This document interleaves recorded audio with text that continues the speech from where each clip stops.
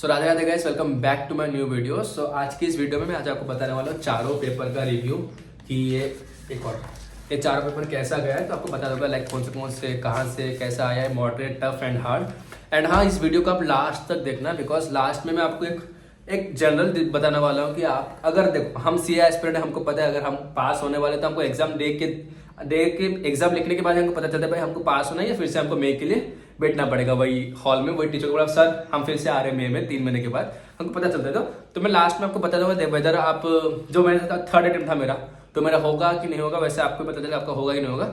तो आपको लास्ट में पता चलेगा आपको डायरेक्ट एंट्री में जाना चाहिए, सुइटेबल लगेगा, या आपको फिर से फाउंडेशन के लिए अपीयर करना चाहिए। सो लास्ट तक मैं आपको बता दूंगा। तो फर्स्ट ऑफ ऑल मैं डायरेक्ट बिजनेस अकाउंट्स का आपको रिव्यू, अकाउंट्स कौन सा है, रुको एक सेकंड।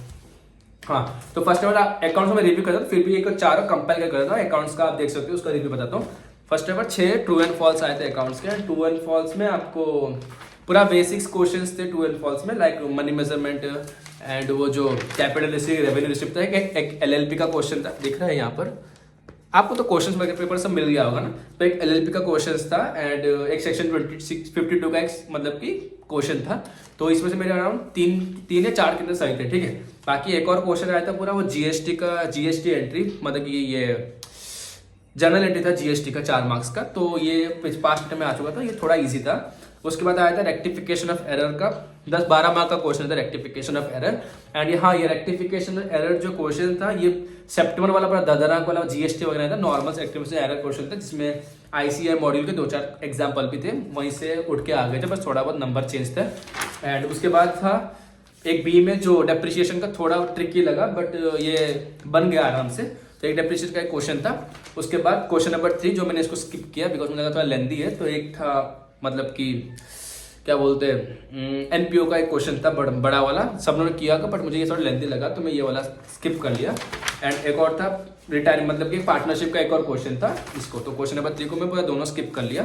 एंड क्वेश्चन नंबर 4 को मैंने कर लिया। एक इसमें था एक और पार्टनरशिप का था डेथ वाला, तो ये मेरा अच्छे से हो गया।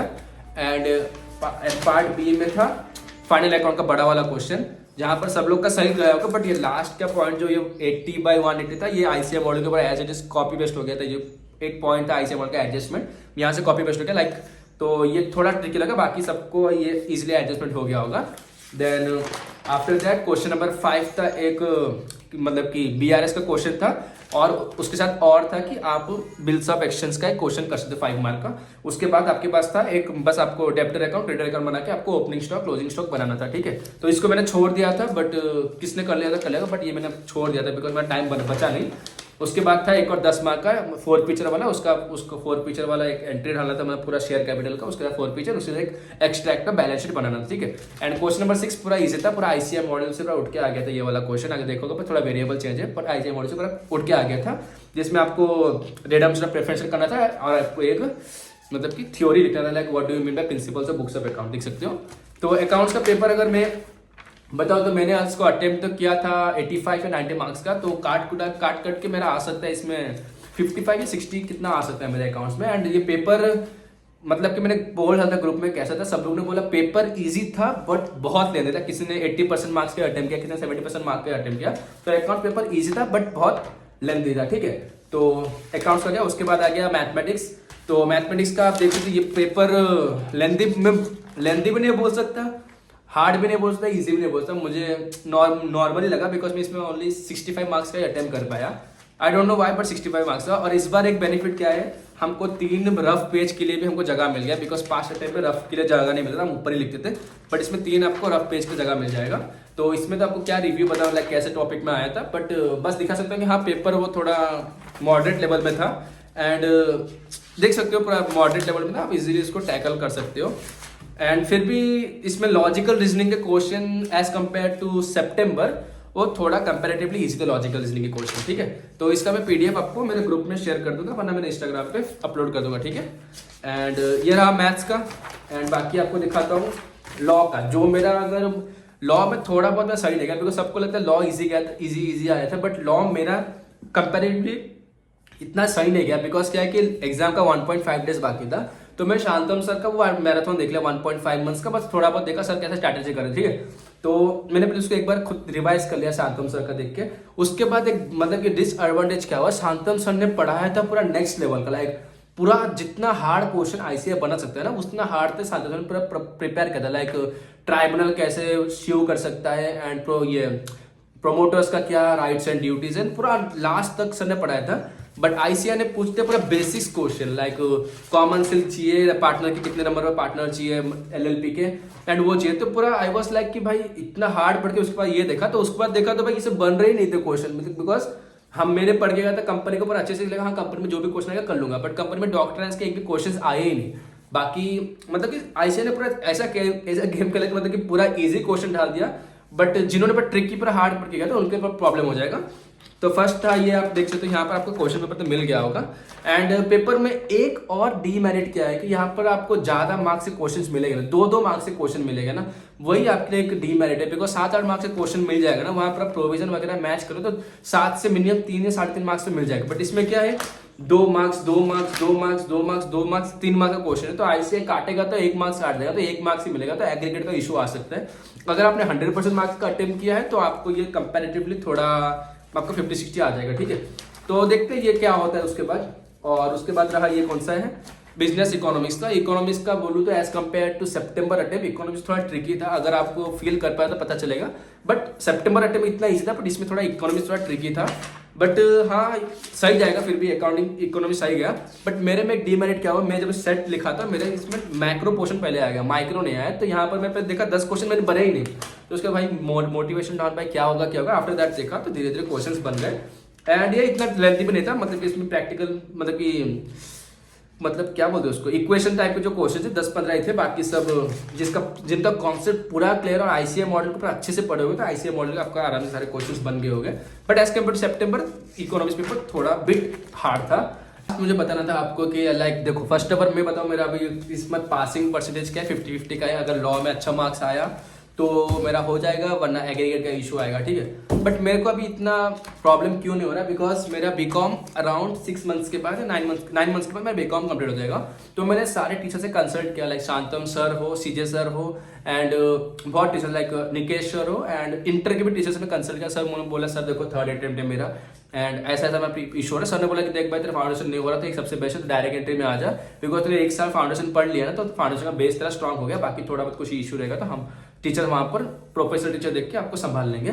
तो वही है, अगर आपका मेरे जैसा 3rd अटेम्प्ट हो गया है, एंड किसी का 4th अटेम्प्ट भी रहता है ना, किसी का 3rd अटेम्प्ट, अगर आपको लग रहा है आपका, हमको पता है भाई हम हो गए पास हुए नहीं हो गए पता है, अगर आपको लग रहा है नहीं होगा और आपका बीकॉम आई थिंक कल एक साल के बाद कंप्लीट हो जाएगा, या आपका बीकॉम आधा हो चुका है, तो आप डायरेक्ट एंट्री में जा सकते हो, ठीक है। एंड डायरेक्ट एंट्री का प्रोसीजर देखो शांतम सर के वीडियो में आपको पता चलेगा सर कैसे डायरेक्ट एंट्री का प्रोसीजर बताया, ठीक है। तो आप इजीली डायरेक्ट एंट्री में इंटर में जा सकते हो, वही आपके लिए बेनिफिट रहेगा। मैं तो अभी सोच रहा हूँ भाई पास होगा फेल होगा फर्क नहीं पड़ता, बिकॉज 6 महीने के बाद अभी डायरेक्ट एग्जाम रिजल्ट आएगा, भाई नहीं हुआ कुछ नहीं, डायरेक्ट मेरे पास बुक तो नहीं है इंटर का, बट क्या है कि मैं प्रोविजनल रजिस्ट्रेशन कर लूंगा, वरना मेरे भाई के पास इंटर का बुक है उसके पास, तो मैं डायरेक्ट इंटर का पढ़ना स्टार्ट करूंगा। बिकॉज और फाउंडेशन मुझसे होगा नहीं, कितनी बार ये बुक वगैरह पढ़ूं, तो आप भी आप एनालाइज कर सकते हो। देखो आपका अगर 2-3 अटेम्प्ट हो चुका है ना, आपका बेसिस वगैरह स्ट्रॉन्ग है, तो आप डायरेक्ट एंट्री में जा सकते हो। बिकॉज यहाँ पर कुछ हार्ड एंड फास्ट रूल है कि आप फाउंडेशन में क्लियर नहीं कर पाओगे तो आपको इंटर में भी क्लियर नहीं कर पाओगे।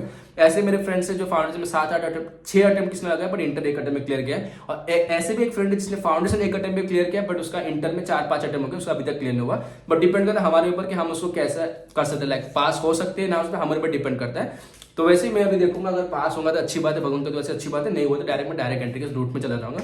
बट एक और मैं अपना एक और मतलब कि एक नया चीज करने वाला हूँ, लाइक मुझे अभी side by side CMA cost management का साइड में उसको करना ही पड़ेगा। बिकॉज क्या है कि घर पे इतना प्रेशर आ रहा है ना, बिकॉज यूट्यूब वगैरह से आपको खुद को पता है यूट्यूब वगैरह से इतना अर्न नहीं होगा जिससे हम पूरा अपना तो एक्सपेंसेस में इंक्योर कर पाता हूँ, बट घर वालों को हाउस रेंट एंड पढ़ाई वढ़ाई तो इतना मैं मैनेज नहीं कर पाता, बिकॉज घर में इतना मेरे पास इतना सुइटेबल नहीं है कि हमारे घर इतना फाइनेंशियल स्ट्रांग नहीं है कि हम आराम से सब कुछ मैनेज कर पाए, ठीक है।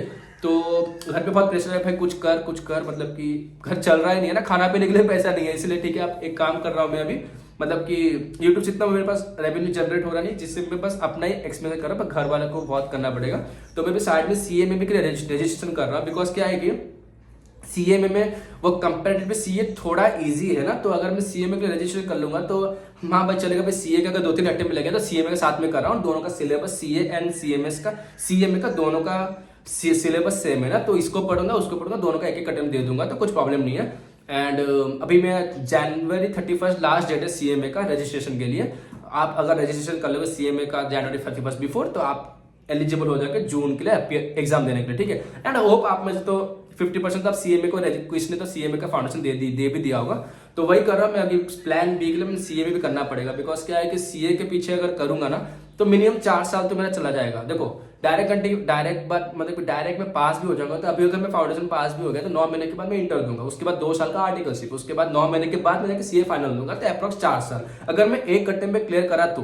बट अगर नहीं हुआ तो 5 साल लगेगा। घर पे तो अभी 1 महीने का भी स्टॉक नहीं है, मतलब 1 महीने का भी खाने के लिए पैसा नहीं है, तो अभी मुझे सीएमए करना है। बट सीएमए क्या है, अगर मैं इंटर भी सीएमए का क्लियर कर दूंगा ना तो एक बेनिफिट क्या होगा कि भाई हाँ 1 साल का उसमें बस 1 या 12 महीने का आर्टिकलशिप, 1 साल वरना 15 महीने का आर्टिकलशिप है। अगर आर्टिकलशिप हो गया तो उसके बाद में कहीं ना कहीं में 40 से 50,000 तक स्टाइपेंड है, जहाँ जो भी फर्म में काम करो वहां पर मुझे मिल जाएगा, तो इसलिए मेरे घर पे थोड़ा हालचाल ठीक हो जाएगा।